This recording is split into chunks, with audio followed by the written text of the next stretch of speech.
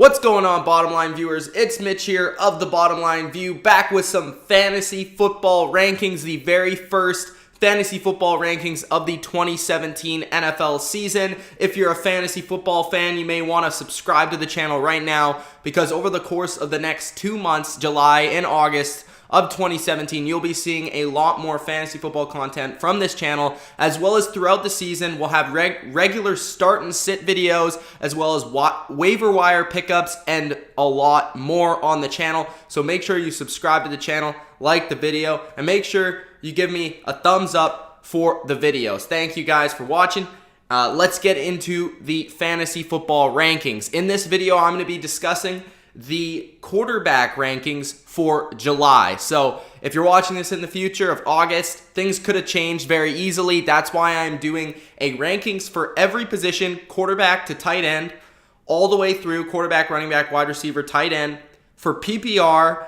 And I may do standard rankings if I get enough people commenting saying, hey, do standard rankings. But in a lot of the videos, I'll do a comparison. Like I'll say this player, if it's a running back or a receiver, I'll say this player is stronger in PPR, this player is stronger than in standard. But in a quarterback ranking show, a lot of things, it's rather 4 points for a touchdown or 6 points for a touchdown. A lot of leagues is 6 points for a touchdown. But even between the 4 points for a touchdown and the 6 points for a touchdown, it really doesn't matter too much. It doesn't sway the rankings as much as a running back PPR league would, or a wide receiver PPR league. And it almost seems like nowadays PPR is standard. So most of my rankings will be in PPR, but that's for the future. That's for running backs and for wide receivers. In this video, I'm going to be discussing the top 25 quarterbacks in fantasy football this season. I'm going to be going through every single one of them, what my thoughts on them, if they're potentially sleepers, if they're potentially maybe breakout players, and potentially also busts. So I'll be going through every single one of them, and I'll be giving you tiers. So tier 1, tier 2, tier 3. And if you don't know how tiers work, it's just a way of ranking your players in order to know when you're on draft day and you're saying, okay, these players I feel like are pretty much the same player with pretty much the same value, and they should be going in the same range of drafts. So I'm going to be sorting every ranking into tiers. So let's start off with tier number 1. And tier number 1 is quite obvious for me. It used to be maybe 3 of them, but I'll get into the reason why the third drops to tier 2, because I have in tier 1 Tom Brady and Aaron Rodgers. Now, I have Tom Brady first, which not a lot of people have. I've seen quite a few people have Tom Brady first, but most people have Aaron Rodgers first. It really depends on your preference. Aaron Rodgers was number 1 last year. Now, the thing about Aaron Rodgers is, in his fantasy football history, is that he has rather been first, second, or less, but every time he's first, he finishes second or third the following year.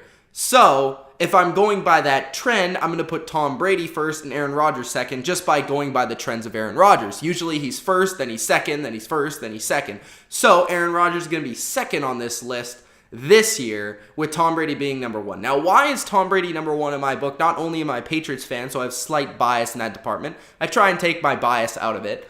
But Tom Brady has probably the best offense and the best supporting cast he's ever had in his entire career. Think back to 2007, that's when he had the best supporting cast ever. He had Randy Moss, he had Dante Stallworth, he had Wes Welker, he had a great running game, he had the best offensive line of his career, he had Watson at tight end, he had numerous guys, and he had a good defense. Now in 2017, it's very much the same, and you could say it's even better. They have Gronk back from injury. They have Brandon Cooks, who they brought in, who's an elite wide receiver in this league. Julian Edelman is still there. You have Danny Amendola, Malcolm Mitchell. You have Chris Hogan. You have all these stable of running backs with Mike Gillislee, James White, Dion Lewis, Rex Burkhead. You have a very good defense who finished first in scoring last year. So what does Tom Brady not have? He has a good offensive line. At least not the greatest, but a good offensive line.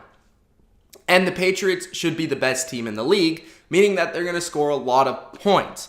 So for me, everything runs through Tom Brady. They're going to be a pass-first offense. I think they will be running the ball slightly less than they did last year. They ran the ball more last year due to the fact that Tom Brady was actually suspended for 4 games. So with Brissett and Garoppolo there, they put more of a load on LeGarrette Blount. I'll be getting to the running back and the running back situation in the next video on my running back rankings for the Patriots. But the one guy that you can really trust on the Patriots is Tom Brady, because Tom Brady's the guy that distributes everything to everyone. So Tom Brady is number one on my list because I think he'll have one of his best seasons of his career, and I think with this supporting cast, they'll be putting up monstrous numbers every single week. Now at number 2, I have Aaron Rodgers. Speaks for itself. He was number 1 last year, had 40 touchdown passes. He too has a great offense. But the thing about Aaron Rodgers, I think he'll have a slight decline from last year, or regression is really the word that I should use. His offensive line won't be as good, which I think a lot of times in a lot of games down the stretch last year, you saw Aaron Rodgers have loads and loads and loads of time to pass the ball. Aaron Rodgers in seasons in the past, without that sort of protection, yes, he's very mobile, and yes, he can get out of the pocket and deliver a throw like nobody's business, but he has been sacked the most in the league, I think a couple of times in his career. And that's because of the style that he likes to play. He likes to run around. He likes to deliver the ball outside the pocket and make big plays. Aaron Rodgers will still be able to do that this year. I do question it slightly more because of the losses on the offensive line.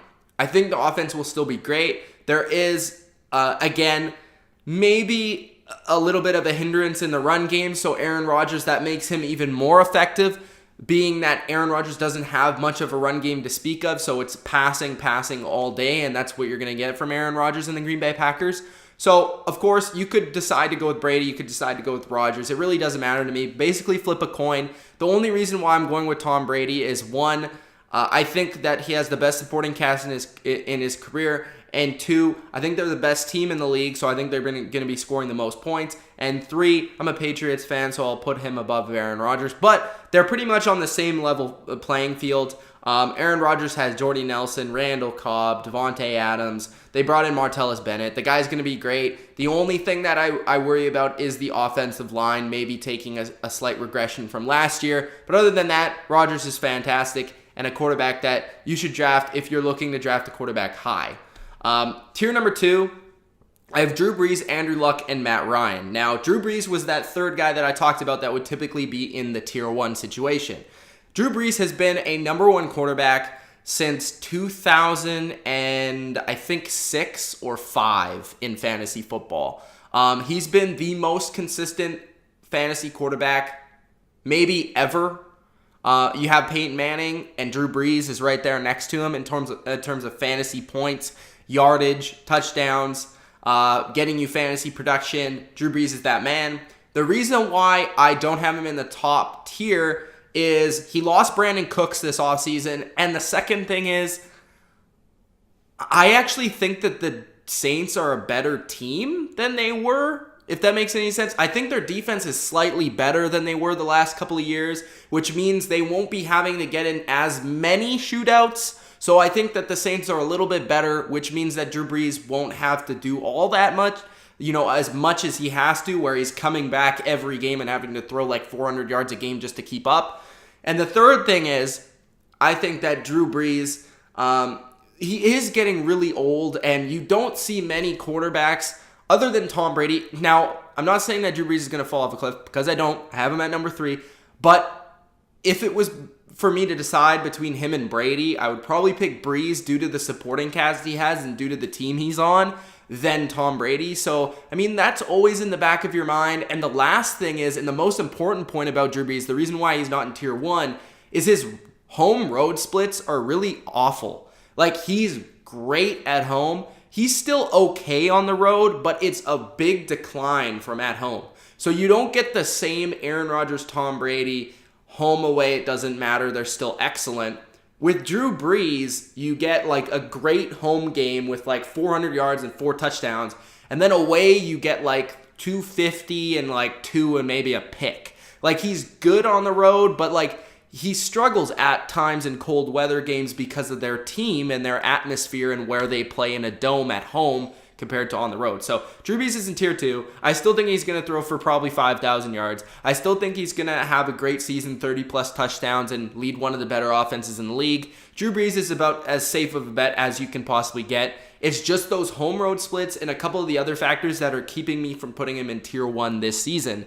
The next guy is Andrew Luck. Now, Andrew Luck has a lot of injury concerns. The guy hasn't even shown up for camp yet to start passing. But if Andrew Luck seems to be okay in training camp, now this is July, we haven't hit training camp yet, so rankings could change a lot. But the reason why I put him in tier 2, he was fantasy quarterback number 4 last year. I think he's going to be very good this year, and I think he might be even better than last year. I really like what I saw from him last year, and the thing about him last year was that he had little to no supporting cast, and he had little to no offensive line. I think that Andrew Luck creates a lot on his own as the Colts quarterback. And that being said, I think a lot of the value comes in himself. It doesn't really matter who's around Andrew Luck. It seems like he's going to put up production no matter what. And I think he'll do that this year again. Now, I do slightly like their team more. I like their defense more. I like T.Y. Hilton. I like Dante Moncrief, who should be on the field a little bit more. I think Kamar Aiken is an upgrade over Dorsett at the wide receiver 3 position. They still have Jack Doyle, who's developed into something. Their running game should be about the same with Frank Gore. But I think Andrew Luck, they love to pass. They're going to make Andrew Luck throw the ball all game long if they have to. And I like Andrew Luck this season. You also get the added factor if he likes to run the ball and run the ball for touchdowns. So that adds some points for you in fantasy football. I like Andrew Luck this season. He could potentially even finish in the top 3 this year. So he's a guy in tier 2 that I feel like could have tier 1 potential. The only slight thing you need to be aware of is how is his health. And you should pay attention to that before you draft him. At number 5, I have Matt Ryan, who finished as one of the top fantasy quarterbacks last year. Number 2, I believe. He was right behind Aaron Rodgers, and obviously he was the MVP of the league. He had very low interception totals, very high touchdown totals, very good passer rating. That doesn't really matter too much for fantasy football, but he had the leading scoring offense in the league, and it wasn't really that close considering that the Atlanta Falcons finished in the top 10 of all time in points scored per game. So I think that Matt Ryan in this offense is going to be deadly again. Do I think it will take a step back? Yes. I think it will regress. I think it will still be very good. You still have a lot of talent on that offense. You still have Devontae Freeman. You still have Tevin Coleman. You still have Julio Jones, Taylor Gabriel, Mohamed Sanu. Basically, everybody's there. Austin Hooper. Everybody is basically there. Their offensive line is stout. I think it's very underrated. But the thing that they are missing is Kyle Shanahan. And Kyle Shanahan made that whole thing run. I'm a big believer in Kyle Shanahan and his offensive scheme. Now, they said that they're not going to change their offensive scheme very much, but with him gone, that's a genius offensively. That is gone. He's gone to San Fran, and I'm going to be talking about San Fran in a little bit. But Matt Ryan, I think, will take a slight regression because Kyle Shanahan is gone. Now, will it be huge? No, because he's still going to be in the top 2 tiers of a fantasy quarterback. Because even before Kyle Shanahan, Matt Ryan was a very consistent fantasy producer. He would throw for a lot of yards. He had his spark here and there, and he still has a lot of weapons, and I think he's going to do great no matter what, as long as he stays healthy, which he has shown that he can do throughout the course of a season. And I think, you can't take, after watching what Matt Ryan did last year, he's not going to regress to the point of Cam Newton last year. So I like Matt Ryan this year. I just don't love him. And tier number 3, this is the tier where you could potentially see like maybe a couple guys I'm reaching on, or maybe a couple of guys could even be better than this. But I have at number 6 Derek Carr.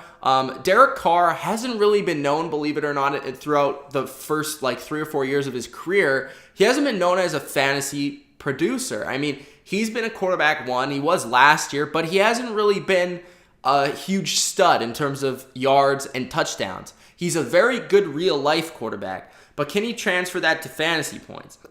I think Derek Carr is excellent. And the thing about Derek Carr is I think that he has all the skills to become the next Aaron Rodgers. I think he's already shown that. He's shown that last year. He got paid the big contract. I think he's a top 5 quarterback in the NFL right now. The thing about Derek Carr is I think this is going to be the season where he breaks out as a fantasy quarterback. Now, last year, he was on the way there. He's on the way there. But I think this season, he's really going to start producing more in terms of yards and touchdowns and fantasy points. The thing about Derek Carr is he's been so good and so efficient, but he's been one of those young quarterbacks that hasn't taken the next step with godly numbers. I think Derek Carr has a great number of weapons. Amari Cooper, Michael Crabtree. They brought in Marshawn Lynch to stabilize the running game. Jared Cook should be an upgrade at tight end. They have a very good offensive line. Their defense should be slightly better than last year. And they're a team that's expected to get far in the AFC playoffs. I think that's all on Derek Carr. Derek Carr is one of the leading candidates to win MVP. And if you do win MVP, and people are saying he could, that means you have gaudy statistics. So I have Derek Carr here at number 6. In tier number 3 for my fantasy quarterbacks. At number 7, I have Russell Wilson. Now, Russell Wilson didn't have a great season last year, but the thing about Russell Wilson is he can run the ball as well as pass the ball. And in fantasy football, for a quarterback, that's very important because you get a huge spark when you run the football. Now, we didn't see a lot of that running last year because Russell Wilson he was really banged up. Through especially the first half of his season, he was banged up. His ankle was no good. He couldn't run, and that really hindered also his passing game because Russell Wilson is a guy that has to rely on his feet to get away from the pass rush and throw down the field, which he's very good at. The thing about Russell Wilson is he's going to be fully back healthy. He has all his weapons, and I think their offensive line should be a little bit better. I mean, they're still bad, but I think they should be a little bit better and maybe give him a little bit more time and have a couple of better games here and there. You also look at Russell Wilson playing a division that is very, very weak. Then the defenses aren't that weak, but the division is pretty weak. So he should win a lot of games with the Seahawks. He's going to put up some points. He's always good at home for the most part. And I think Russell Wilson will have those games where he'll win you weeks. He'll have 3 touchdowns, he'll have 350 yards, and he might have a rushing touchdown thrown in there. He'll win you weeks occasionally. And the thing about Russell Wilson is it actually surprised me when looking at his numbers for fantasy. He's actually been a top number 1 quarterback every single year of his career since he was a rookie. So that's something to actually look into. Last year was probably one of his worst years of his career statistically, but he was still decent. I expect Russell Wilson to be back more towards his 2015 form. I don't know if he'll throw 35 touchdowns again, but he'll be relatively close to that mark next season because I think he'll have a bounce back year, and he'll also be in the MVP discussion. Then we go to number 8, which might be surprising to some people, is Dak Prescott. Dak Prescott, of course, was great last year for the Dallas Cowboys and had one of the best rookie seasons that a quarterback has ever had. Now we expect Dak Prescott, at least I do, to take a step forward in terms of his production in fantasy. Now last year he was very good. He was very consistent too. He was probably the 3rd most consistent quarterback in fantasy football last year behind Rodgers and Matt Ryan. He was right there within the top 5. And I think Dak Prescott, just like Russell Wilson, can give you production running the football as well as passing the ball. And you look at his combo with Dez Bryant. Dez Bryant really started to come on at the end of last year while him and Dak Prescott really gained some chemistry. Now Dez Bryant has a full offseason where he's not injured. He's going to come back, gain that chemistry with Dak Prescott. Dak Prescott also gets a full offseason to, be the starter and get starter reps, because remember, he never got starter reps last year, so that's going to help him a lot. So I think Dak Prescott, the arrow is only pointing up. He might not be as efficient in terms of, touchdown percentage and interception percentage, but I think he'll be very effective in your fantasy lineups this season. Then we go to number 9, Kirk Cousins. Kirk Cousins is a guy nobody wants to respect, and for some reason, nobody wants to pick either. The guy threw for 5,000 yards last year, people. Do I need to say much more? Yes, he lost Deshaun Jackson. Yes, he lost Pierre Garçon. But he still has Jamison Crowder, who I believe is going to be a huge breakout player this year, and I think is one of the better, more underrated receivers in the league. Then you got Terrell Pryor, who is arguably better than both Pierre Garçon and Deshaun Jackson last year, playing on a crappy Browns team and still had 1,000 yards. He's a big play receiver that I think will fit right in. And you have Josh Doxson, who's been overlooked, but he was a first-round pick last year. Yes, he was injured last year, but he's coming in, and he's going to be that third target. You still have Jordan Reed there. That's his number one go-to guy. Kirk Cousins is going to be excellent. I really like Washington's offense. They did lose Sean McVay, but I don't think they'll lose much in terms of offensive production. I like Kirk Cousins. I like the amount that they put on his shoulders to pass the football. He's a 5,000-yard passer. He's going to score around 30-plus touchdowns, and he's going to be a very solid addition to your fantasy lineups where people, for some reason, like the Washington Redskins, don't want to pay the man or don't want to pick the man. I suggest you pick the man this year in fantasy. At number 10 and starting in tier number 4, I have Matthew Stafford, Phillip Rivers, Jameis Winston, and Andy Dalton. Now, at this point in the video, probably after this point, I might just talk about one guy. But Matt Stafford, I really like this year. I've been back and forth because Matt Stafford last year was really good. Like in real life, he was excellent. In fantasy, he was good, but he wasn't great. And the thing about Matt Stafford is he's such a good quarterback. I mean, I love Matt Stafford. But the thing about Matt Stafford is it's hard to explain, but he shows a lot more in real life quarterbacking in terms of fourth quarter comebacks. He has great ability to escape the rush, throw the ball down the field. He has good accuracy. He can lead a team very well. But a lot of times he won't throw multiple touchdowns, or a lot of times he won't throw multiple yards. That's why he's at number 10. But this year I like Matt Stafford because of what they did in the offseason. I think their offensive line is really upgraded huge.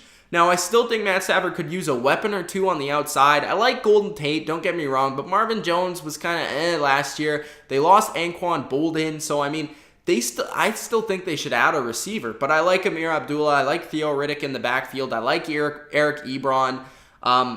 So I think this offense will be very good. I just think that Matt Stafford lacks that number one weapon where he can really go to in clutch situations. That might be why he's not higher on my list, but I still like Matt Stafford. And remember, I think their run game will be improved than last year because their last year's run game was non-existent. Like, Matt Stafford had to do it all. So if he has to do that again this year, I think you'll see even higher totals for Matt Stafford. He was also injured at the end of last year, and that really hurt his performance, but he was very good in a number of weeks. He was very solid, very consistent, and I think you can see Matt Stafford as a guy that you know is going to be consistent. You know he's going to put up totals, but he could also have some upside of, hey, this offense could be elite this year, and this team could also be a playoff team. So I like Matt Stafford at number 10. Then you have Phillip Rivers, Jameis Winston, and Andy Dalton. Now, Phillip Rivers, I really like his offense. I really like Phillip Rivers. I love his fiery competitiveness. I love how he carries a team with limited skill. I love how he plays with basically third stringers around him. Hopefully this year he won't have to do that because with Keenan Allen back, they drafted Mike Williams. They have Inman. They have Tyrell Williams. They have Antonio Gates. They have Hunter Henry. They have Melvin Gordon. The list goes on for weapons that Phillip Rivers has at his disposal. I really think that Phillip Rivers is going to be awesome. Him and Matt Stafford are two guys that I could see potentially breaking out this year in terms of, or not necessarily breaking out, but being very good where they were big-time sleepers. I feel like they could be big-time sleepers in the draft because these two guys have good offenses around them, more specifically Phillip Rivers, and they're both very good quarterbacks. Like, in real life, they're both very good. They win games. I think Phillip Rivers, they'll have a fairly balanced offense, more so than Matt Stafford. I think that Phillip Rivers will be carrying his team once again this year, and I just really like the weapons around him this year. And Phillip Rivers, if you look up his season totals, he's been great. Last year he threw a lot of interceptions, but a lot of that had to do with his offensive line wasn't very good, which I feel they upgraded this year. And he had no weapons, so he was forcing the ball down the field to guys that aren't necessarily very good. So I expect those interception totals to go down and the touchdown totals to go up, making Phillip Rivers a big-time sleeper in fantasy, as well as Matt Stafford. Then we have Jameis Winston, who I think could be the breakout at this position this year. Him and Derek Carr really are the two breakouts I could see Maybe Dak Prescott thrown in there. Andrew Luck could potentially finish in the top 2. But I see Jameis Winston having a huge year. I think a lot of people are on this bandwagon, and I am as well. Now, Jameis Winston has been inconsistent over the first couple years in his NFL career. But he has Mike Evans. He has now Deshaun Jackson. He has O.J. Howard. He has Cameron Brate. He has Doug Martin. He has a number of other running backs, Jaquiz Rodgers. And he has a okay offensive line and a decent defense too that will give him the ball back. Jameis Winston, I really like his skill set. He's another guy that can give you some touchdown runs, but I think he's going to really up his game when it comes to passing the football. I really like his raw ability. He can throw the ball down the field. I love Mike Evans and that combination there. I think Jameis Winston is going to lead this team to the playoffs for the first time in a while. I think the Bucs are going to be a team that nobody really wants to mess with, and I think a lot of that is going to be due to Jameis Winston. I actually think Jameis Winston is a sleeper to win the MVP. So that's how highly I really think of Jameis Winston this season, and he's a guy that I'll be targeting if I wait on a quarterback this year.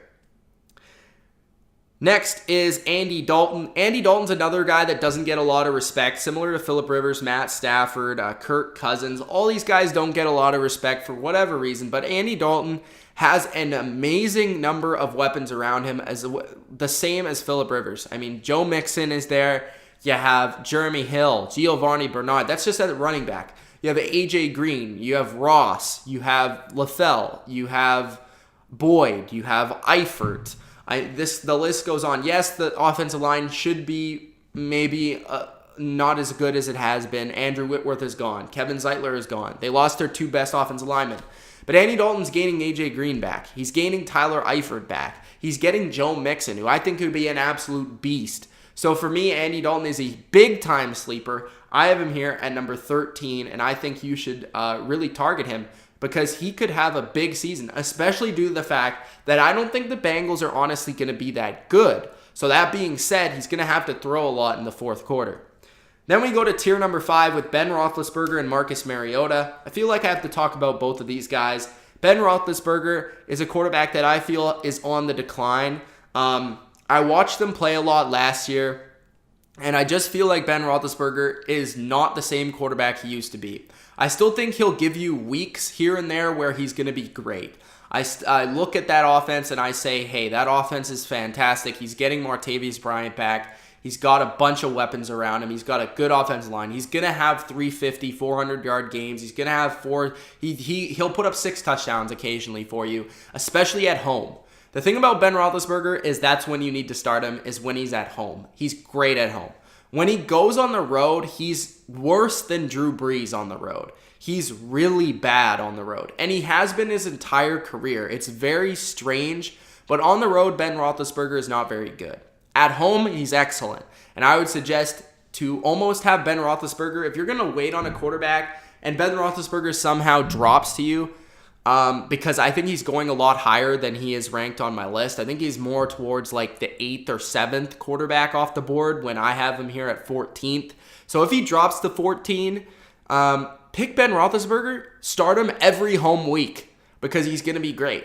Every road week, rather pick up a waiver guy or get like a Marcus Mariota or Andy Dalton or something like that. And boom, you got a great combination of quarterbacks that you can play. And I'm not usually a fan of 2 quarterbacks on a roster. I'm usually a guy that goes 1 quarterback, occasionally the waiver wire pickup. But I think Ben Roethlisberger, he could be a guy that kind of rejuvenates his career with the addition of Martavis Bryant, and boom, he's a top 10 fantasy quarterback. Or he could be what he has been. He gets hurt a few times a year. He has a few good games and he has a few bad games. So I have him here at 14, where I think he won't be the same quarterback. He probably will get hurt for a couple of games in a year, and you're going to have to deal with that up and down play, and you're going to have to deal with the injuries.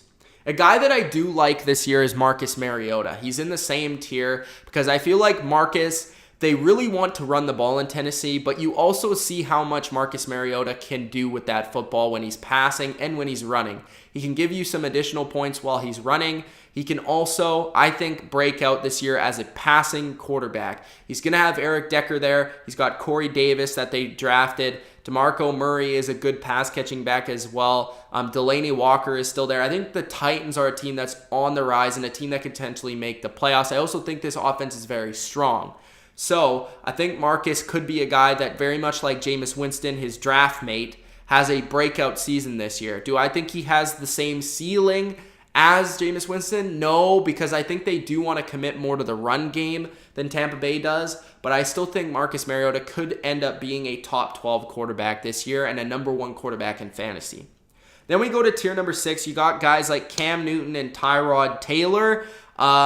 These two guys are both guys that have a ton of potential. They also run the football very well, and they could give you additional points as a running quarterback. Tyrod Taylor would surprise a lot of people with how well and how consistent he was last year due to the fact that he ran the ball so well. Cam Newton is a guy that was the number 1 fantasy quarterback for 1 year and was amazing for you. But I think Cam Newton has a lot of injury concerns.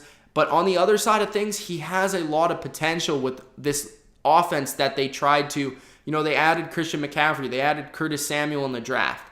They, added some guys in free agency to help him out.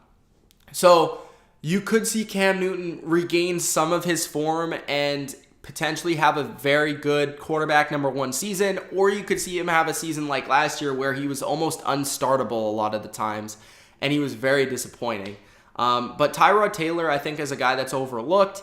And if you're looking for a guy at the end of the draft and you're looking to wait on a quarterback, Tyrod Taylor's another target that you could look at. Tier number 7, these are just guys that I think could be waiver wire pickups a lot of the times, or even guys that you pick at the end of the draft that have some upside. Eli Manning has some upside, but also has a downside. He looked like he was declining a little bit over the course of last season, but this year he's going to have better receiving targets around him.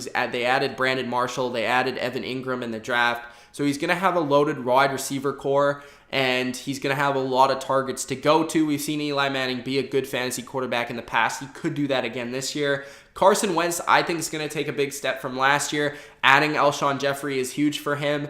Adding Torrey Smith, having Jordan Matthews there, Zach Ertz, all these guys, I think that's really going to help him in terms of fantasy. He was kind of a conservative quarterback last year, but I think they're going to make him throw the ball down the field a little bit more this year, and I think he's going to be willing to do it with guys like Jeffrey on the outside. Blake Bortles, I want to talk about Blake Bortles. This guy has finished number 1 in fantasy the last 2 years, and he's terrible in real life. So that just goes to show you, if nobody wants to pick Blake Bortles, because nobody will, wait on Blake Bortles. He might end up being a fantasy quarterback number 1 again this year because nobody likes him because he's terrible in real life. But for some reason in fantasy, he'll throw yards and he'll throw touchdowns.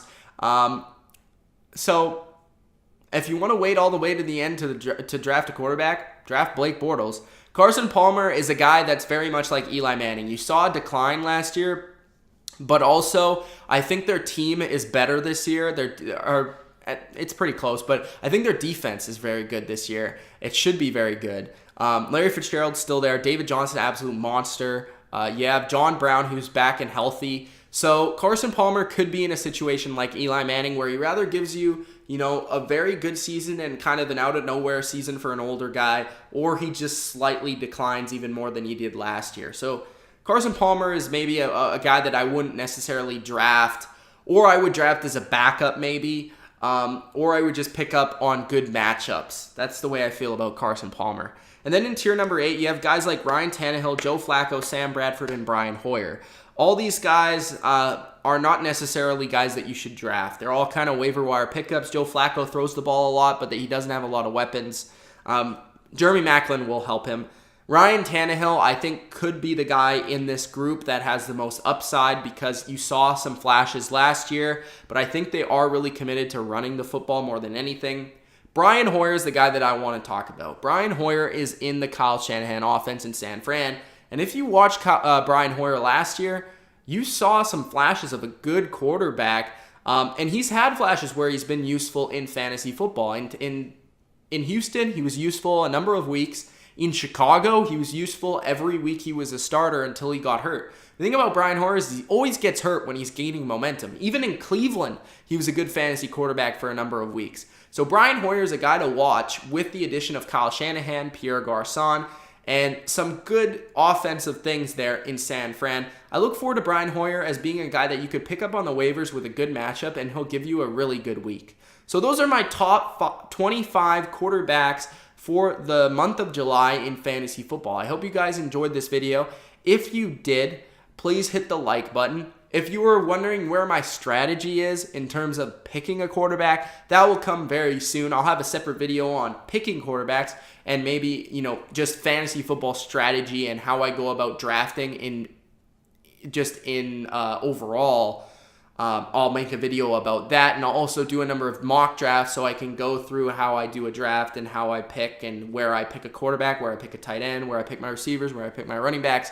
And I'll do the mock drafts. I'll probably do a PPR. I'll probably do a standard. I'll do a 12, a 10-man. So make sure that you subscribe to the channel for all this content. The next video coming out should be the running back rankings, which this video is long. That video will probably be even longer because I got a lot of running backs to talk about with you guys and a lot of guys that I do like, and I'll give you my rare perspective on the position this year. Thank you guys for watching, and peace out.